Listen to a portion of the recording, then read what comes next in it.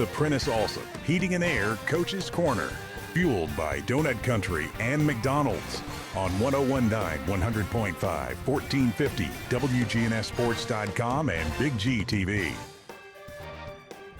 Back on the Coaches Show this morning, and our conversation with Eagleville brought to you by Dr. Automotive, the cure for your car, professional auto repair and maintenance from ASE certified mechanics and master mechanics. Check them out at autorepairsmyrna.com. Floyd Walker is here this morning. Had a rare Friday night. What did you do on a Friday night? I went to sleep. Football season. Yeah. I went to sleep. It was a long day Thursday and Thursday night, well into Friday morning, and so when school was over with, I went home, had dinner, and and laid it down. That was my Friday night. You look a little more refreshed than everyone else this morning. I feel a little bit more refreshed today. I appreciate it. I had to go to Cascade and take on the champions, and it's always a very interesting place. I'll never forget. I'll have to tell this story here in a second, but we did a game at Cascade with Eagleville. Oh, really? Years ago. I mean, this was in Eagleville football infancy, and they had a press box right on the visitor side. Okay. But it was on stilts. Stilts. Yeah, okay. I remember that press box, right. And I don't know, they were 8x8s, but they didn't think to do any bracing. And so you get into the press box and it would wobble side to side. And so it's me and Jeff Jordan up there. And then at halftime, Bill Tollett comes up to do a halftime interview. So during the pregame show, I'm out with my duct tape, and I'm wrapping duct tape around the top of the stands and the just to try to hold the tag down. Yeah, it was something else. But I'm sure they've done a lot since then. They've upgraded. They've taken that press box down. They've built a new home side with the new press box for the home team and the visitors team, and they've done some nice jobs as far as upgrades go. That's the thing that we see at all the facilities, yourself included. I mean, Eagleville does a great job of keeping an emphasis on upgrading facilities, and you have to, but it takes money and support and buying a hamburger at the concession stand. It does, because the thing you always want is you always want your players and students at the school to be proud of where they are and what they have. And what we've done over the last couple of years, we've done everything from a new scoreboard to a new sound system. We've installed 40-second clocks. So it's been steady, slow progress, but there are some upgrades that we're proud of, and our kids enjoy. You know, I heard the ultimate compliment about Eagleville. And I'm not surprised. That's exactly what I said to Murphy Fair. But he said preseason he came out. Right, yeah. And, you had, I think, a $10 ticket got you admission and a hamburger and a drink. Right. Something like that. Right. And he said the place was packed, and he's seen a lot of high school football, and he was pretty impressed by that. So, I mean, fan base does come out for you. The community, we can't say enough about their support and what they do for not only football, but for all of our athletics in the entire school. So we're extremely fortunate to be where we are and have the people that support us and our kids. And our kids really appreciate the fact that when they show up to perform, that the places is always packed. And travel pretty good too. We do. I always tease opposing coach, if y'all trying to make money, well, we're gonna show up and help you out. So we're thankful though. We're really, really thankful and blessed to have the support that we do have. Hopefully, makes it a little easier when you're negotiating a contract here to. Oh yeah, I mean that's one of the first things we always talk about when we try and schedule games is, hey man, you're gonna at least have a great gate. Yeah. And when you're at 1A or 2A football, gates are important because it's like you said, you need funds to help run your program, and gates is a big part of it. Coach, Thursday nights, I know it's really a necessary evil now with the official shortage and things of that nature. What are your thoughts about Thursday nights? I know it puts a little pressure on coaching staff and players to get everything in and ready to go a day early. It does. It kind of makes you change your normal weekly routine, but it's one of those deals that I think coaches make more of a big deal out of it than the players do. I think players are going to play regardless of whether it's a Thursday night or Saturday night. I didn't think it really affected us one way or the other, whether it had been Thursday or whether it had been Friday. But I mean, it's just a schedule change, and like I said, I think coaches make more out of it than the kids. Yeah, than the kids are concerned about. I think there's a little confusion on how it even works because I mean, your schedule is whether it's Thursday or Friday. I think that's determined, or can you make a decision? Normally, what everybody does, you go out when you redo the schedules. TSSAA sets all region schedules, and the way they're doing it right now is on 1 year it will be classes 2, 4, 6. That's the way it is this year. You'll play your last region game on Thursday night. Next year it'll flip. It'll be 1, 3, and 5.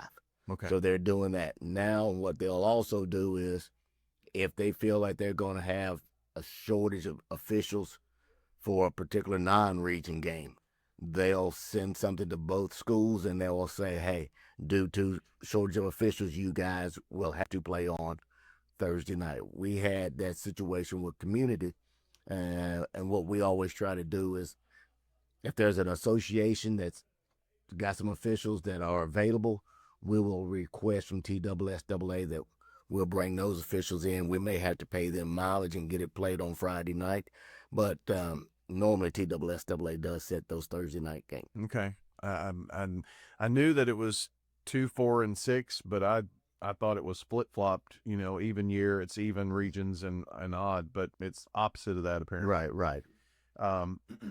Yeah, and I think there are a lot of teams that have decided to play on a Thursday, say Halloween being on a Friday night. Well, it's possible. It's possible. Except you all. I think you all are playing. Right now, we're scheduled to play on Friday night, and that game is, several weeks down the road, so I really hadn't even thought about that. But it'll be Fayetteville City's home game, and it'll be one of those deals that if they decide to do that, they'll have to discuss it, and we'll have to agree to it, and that's just something that I won't worry about today. I'll worry about that when the time comes. Understand. Well, I think people are still coming out and going on Thursdays, and in fact, it gives us an opportunity to maybe pick up, extra games. We're doing 13 broadcasts in 10 weeks. So those Thursdays do help with that. Well, you had to go to Cascade, and Coach, your lovely wife always keeps me updated. She sent me a text and said, "Oh, I forgot it's Thursday night." I said, "No, I want to know how things are going." Got down early and boy, made a valiant comeback effort in the second. We did. We dug ourselves a hole early. We got down 14-0. We went into halftime, and it wasn't a deal to where it was anything that they were doing to us as much as it was what we were doing to ourselves, and we just had to clean it up. I mean, we kicked off. They took the opening drive down, scored. They kicked back off to us. We ran the kickoff back for a touchdown, had a holding call on it. We drove the ball down, got inside the 10, had a penalty down in distance. We didn't get in our favor, so we walked away with that first drive without any points. But it was kind of that type of thing happened in the first half.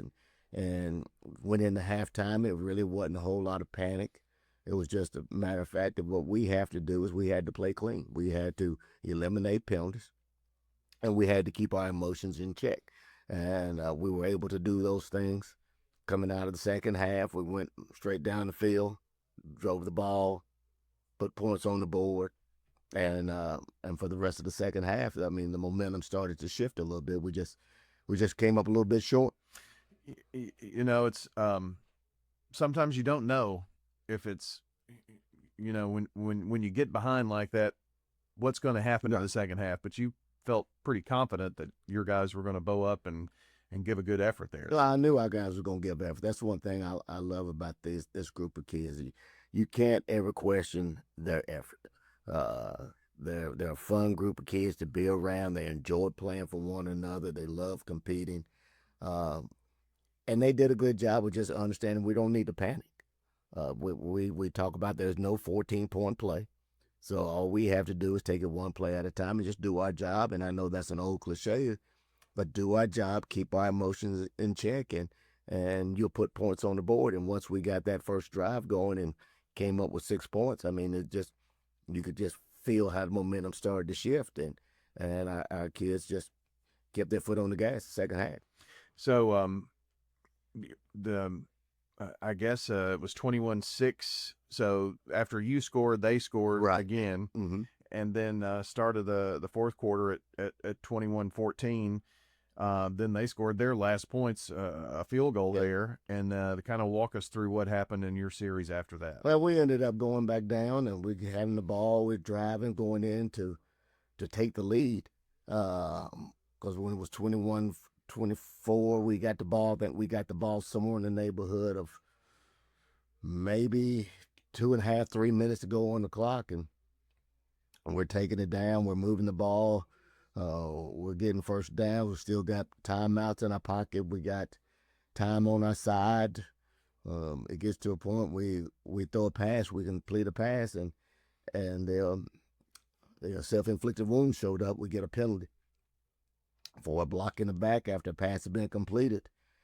Backs us up. We get against the change, and now it goes from 1st and 10 somewhere on their 20 going in to now it's 1st and 20 or 2nd 20. I don't remember what it was. Backed up at the 40. So now you got the clock running. You got one timeout, and it's just one of those situations to where you dug yourself a hole, and we just couldn't overcome it. Jonathan Jordan and Thomas Solomon combined had 270 yards. They ran the ball well, but sure did.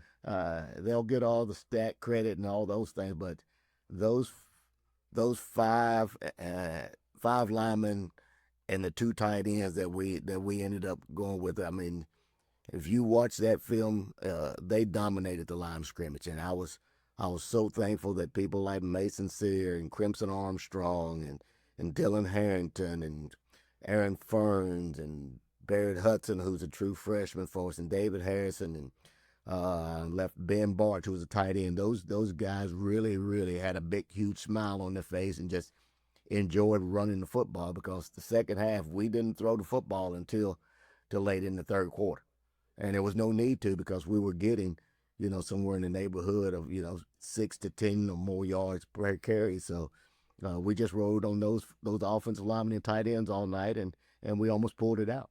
That's why you see NFL quarterbacks buying steak dinners. Oh, no doubt about it, man. No doubt about it. When linemen are like, "Hey, coach, keep it going," and they're having that much fun, why change? So, and it's fun to watch old linemen feel that way about themselves and the way that they're playing. Sure, absolutely.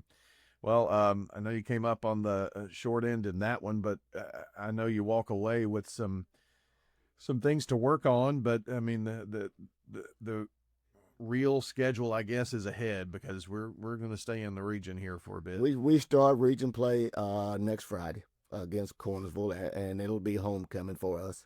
But again, I think our kids will rise to the challenge. I've never walked into a ball game this year thinking that we wouldn't compete. We just know that we have to go clean up some things and have to quit shooting ourselves in the foot and getting behind the chains offensively. I thought defensively we've done what we needed to do as far as stopping the run, not giving up big plays, and making people drive the football on us, and we'll continue to keep trying to do those things. So powder puff, parades, all this. It's unfortunate, but powder puff didn't make it this year. We didn't have enough interest in participating, which is, our community is accustomed to powder puff, so it's kind of a sad deal. So if people are listening and they want to get their friends and get enough people to go out and play, they need to go see Mr. Brown on Monday and see if we can get something put together. Well, why not? You never know. But homecoming week is fun, and the kids get to enjoy that. And as coaches, you probably don't like it, but I mean, it is part of the experience. I mean, at Eagleville, it needs to be an enjoyable deal for the football players, and they get to participate in things. They normally coach powder puff. They'll get to help build some of the floats, and what I tell them, you go participate in all the homecoming activities you like to, But around Thursday, we'll start making sure that we're locked in, and then our job is always to win the homecoming game.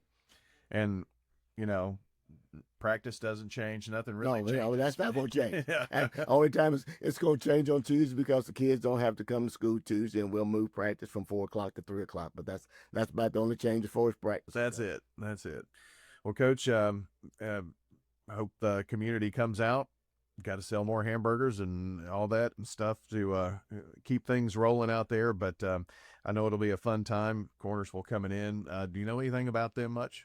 I mean, they're going to be a wing tee or gun wing tee offense. They're going to be big. They're going to be physical. They've got a good quarterback, a good running back, and they're going to be well coached. So it's the type of game the kids ought to enjoy playing in when their opponents is a good opponent, and it's going to be a physical ball game, and you should enjoy that if you enjoy football. Well, I hope folks will get out. That's next Friday night. Coach, we'll talk to you on Saturday about it. I appreciate that, brother. Thank you, man. Thank you. That is Coach Floyd Walker here on the Coaches Show, brought to you by Middle Tennessee Electric, serving our community by providing affordable, reliable, and safe electricity online at mte.com.